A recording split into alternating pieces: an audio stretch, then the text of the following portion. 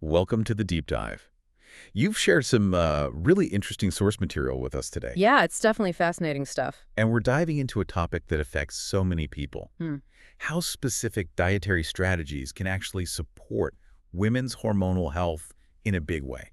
It's complex for sure, but really important. And Yeah. this source breaks it down nicely, focusing on three main areas: polycystic ovary syndrome, or PCOS. Right. This whole transition through menopause, and then general menstrual health, tackling things like PMS, irregular cycles, that sort of thing. Well, yeah, let's unpack this. So our mission here isn't just to list what the source says. No, definitely not. We want to really pull out the key nutritional insights, the why behind it all, so you can get a better handle on how diet influences hormonal balance and what specific approaches this source is pointing towards, right? Absolutely. Let's jump in, starting with PCOS. Yeah, let's do it. Okay, so the source really frames PCOS not just as a single issue, but often deeply tied to things like insulin resistance, inflammation, and these broader hormonal imbalances, especially with androgens.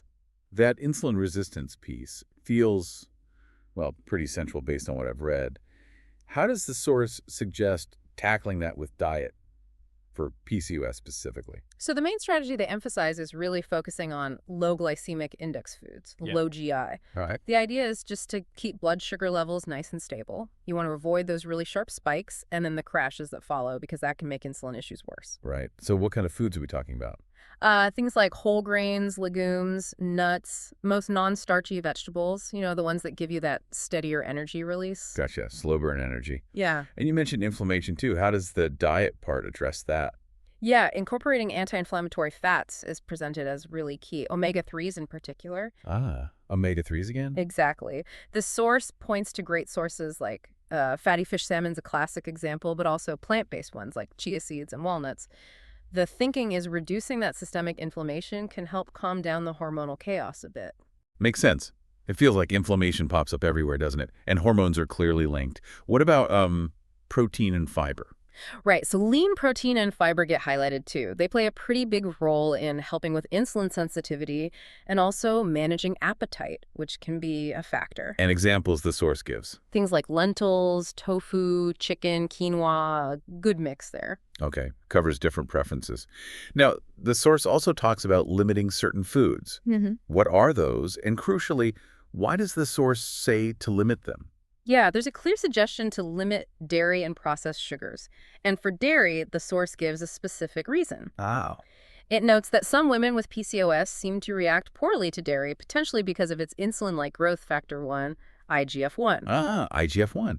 Okay, tell me a bit more about that connection according to the source. How does IGF-1 play into PCOS? Well, the source explains that IGF-1 is structurally quite similar to insulin. Okay. And in some people, especially those with PCOS, it might potentially overstimulate the production of androgens like testosterone. Right, leading to some of those symptoms. Exactly, like acne or excess hair growth. So limiting dairy is framed as one way to maybe dial back that specific trigger. That's a really specific point. Not just limit dairy, but the why through IGF-1. Interesting. And did the source list any supplements for extra insulin support? It did, yeah. For potentially boosting insulin sensitivity and helping with blood sugar, the source suggests looking into things like inositol, magnesium, berberine, and cinnamon. Okay, some of those might be less familiar. Can you give us a quick idea of why the source includes them, like inositol or berberine? Sure. So the source mentions inositol because it's thought to help improve how insulin signals work right down at the cellular level. Okay. And berberine comes up because it seems to have a role in managing blood sugar pathways sometimes. Its effects are even compared to certain medications based on the source's overview.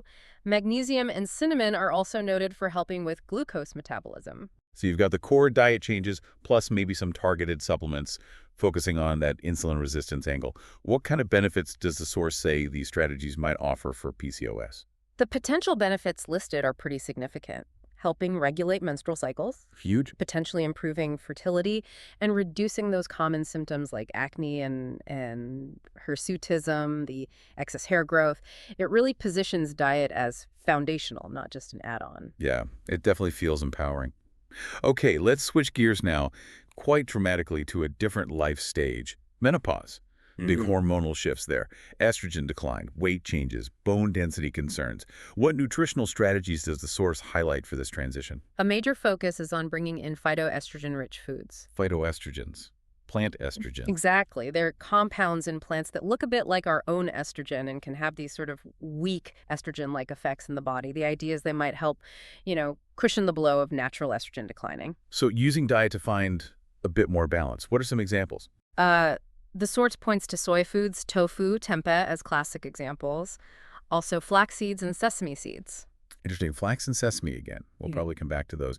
And bone health is a huge concern with lower estrogen, right? What's the advice there? Oh, absolutely critical. Calcium and vitamin D intake are really emphasized for keeping bones strong. Makes sense. The source flags sources like leafy greens, fortified plant milks, and also small fish where you eat the bones like sardines. Right, getting that calcium in. Yeah.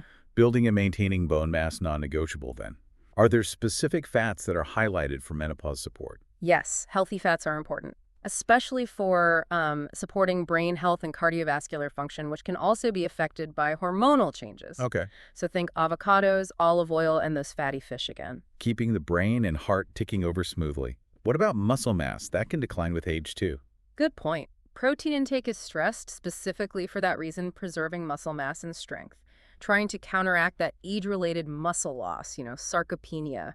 Right. And what about those really disruptive symptoms like hot flashes? Any dietary tips from the source for those?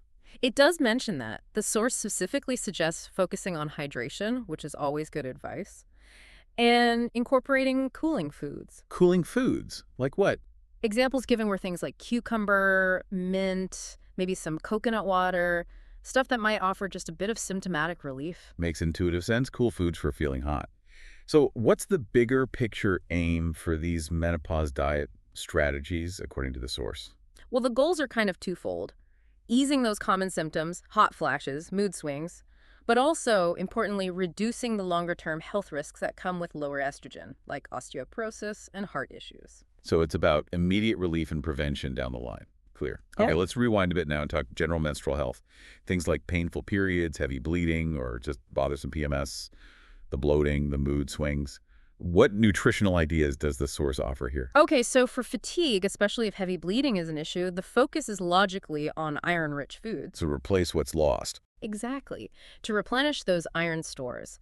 The source mentions red meat, spinach, lentils as good options. Makes sense.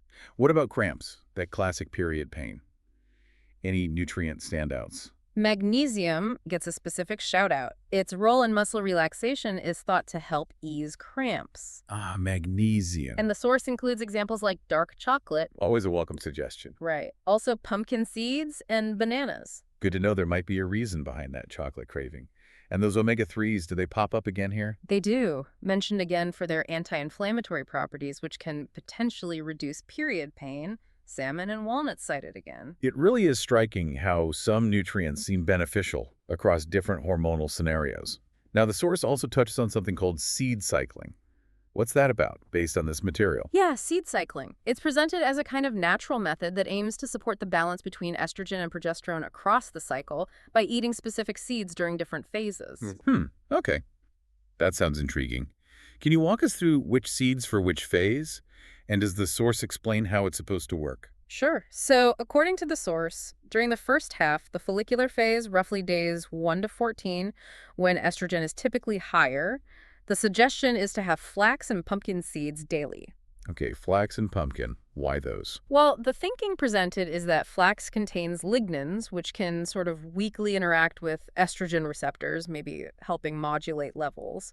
And pumpkin seeds are rich in zinc, which is important for reproductive health overall. Right, supporting estrogen in the first half and the second half. The luteal phase. For the luteal phase, roughly days 15 to 28, when progesterone should be dominant, you switch over to sunflower and sesame seeds. Sunflower and sesame. And the reasoning. The source suggests sunflower seeds provide vitamin E, which is thought to be supportive of progesterone, and sesame seeds also have lignans and zinc, aimed at helping progesterone production and how it's used by the body. So it's like using the specific nutrients in those seeds to align with the body's natural hormonal rhythm. Does the source say much about the evidence behind seed cycling?